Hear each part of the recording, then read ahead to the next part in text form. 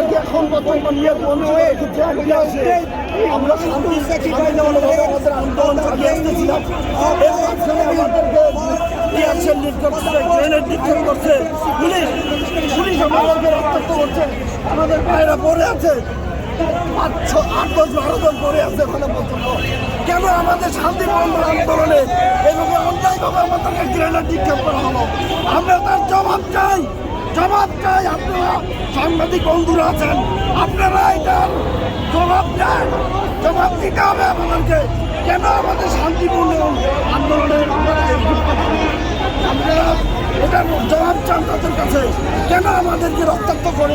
আপনাদের দাবিটাই ছিল কি দাবি ছিল? আমাদের দাবি হচ্ছে 17তম নিবন্ধনধারী আমরা রিটার্ন ভাইভা প্রিলি সব পদ্ধতির পরীক্ষায় পাশ করে আমরা এখন পর্যন্ত আমাদেরকে নিয়োগ দিচ্ছে না অন্যায়ভাবে, এবং 80 জন স্বাক্ষরিত সরাসরি আমাদেরকে নিয়োগ নির্দেশ দিচ্ছে। তারপরে শিক্ষা মন্ত্রণালয় মানছে। এটা আমাদের মেন দাবি। আমাদের দাবি মেনে নিয়ে যেন আমাদেরকে অতি শীঘ্রই আমাদেরকে নিয়োগ এটা আমাদের। এখন আপনাদের কি দাবি? বর্তমানে আপনাদের কি দাবি? এখন কি দাবি? আমাদের প্রজ্ঞাপন জারি করে আমাদেরকে অতি দ্রুত নিয়োগের ব্যবস্থা করতে হবে। কাপড় পরে এসেছেন কেন? কাপড়টা পরে এসেছেন কেন? শরীরে কাপড় কেন পরে আসছেন? আমাদেরকে জীবন্ত বাঁচানো আছে। আমাদেরকে বিগত 1.5 বছর ধরে এই মন্ত্রণালয় ওই মন্ত্রণালয় জনপ্রশাসন আমাদের শিক্ষা থেকে এমপি আছে 1.5 বছর ধরে আমাদেরকে ঘুরাচ্ছে।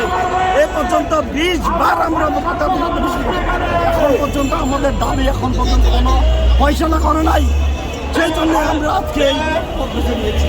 আমরা শান্তিপূর্ণভাবে আন্দোলন করতেছিলাম, কোথাও কোনো মারামারি কোনো বিশৃঙ্খলা সৃষ্টি করি নাই, অথচ আমাদের উপর গ্রেনেড নিক্ষেপ করে আপনারা সবাই জানেন। আপনারা অন্তত আপনাদের কাছে অনুরোধ লাগে, আপনারা মিডিয়ার ভাই যারা আছেন আপনারা সত্যটা তুলে ধরেন। আপনারাই জাতির দর্পণ স্বরূপ ভাই,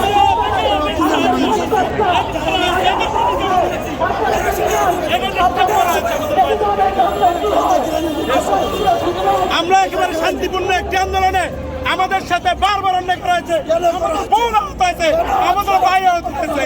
কেন এটা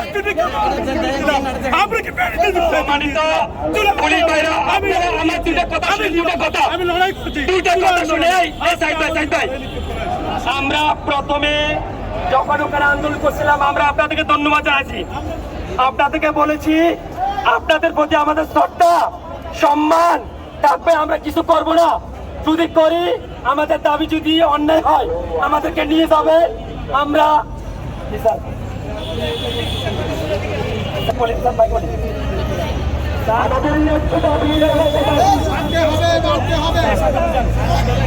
সাড়ে 10টায় আমরা ওখানে যাচ্ছিলাম মানববন্ধনে।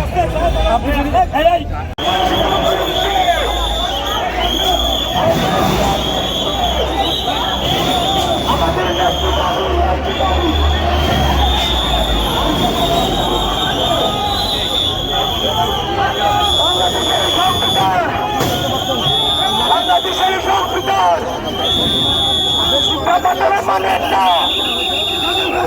আমাদের